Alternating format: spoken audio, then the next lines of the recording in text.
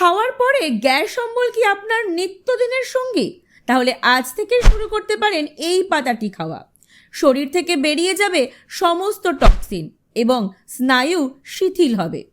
হিন্দু ধর্মে এই পাতা পুজোয় ব্যবহার করা হয়, আর মুসলিম ধর্মে আনন্দ অনুষ্ঠানে এই পাতা সবুজ জিনিস হিসাবে খাওয়া হয়।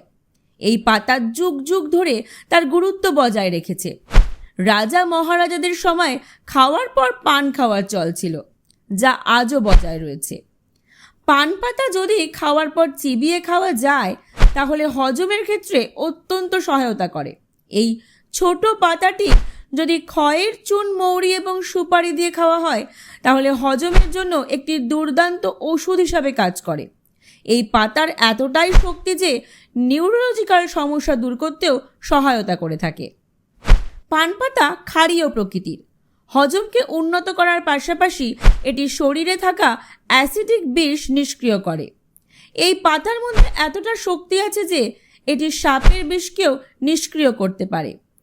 ভিডিওটি স্কিপ না করে পুরো দেখলেই জানতে পারবেন খাওয়ার পর পান পাতা চিবানো কিভাবে গ্যাসের চিকিৎসাতে সাহায্য করে এবং হজমকে ঠিক রাখে।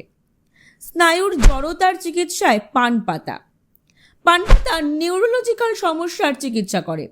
যদি এটি প্রতিদিন সেবন করতে পারেন তাহলে স্নায়ুর জড়তা এবং ফোলাভাব নিয়ন্ত্রণ করা সম্ভব।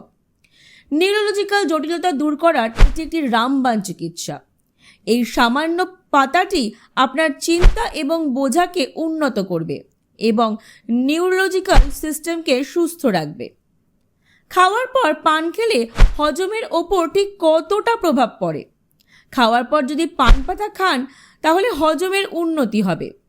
পেটের গ্যাস, ফোলাভাব, বদহজম থেকেও মুক্তি পাবেন।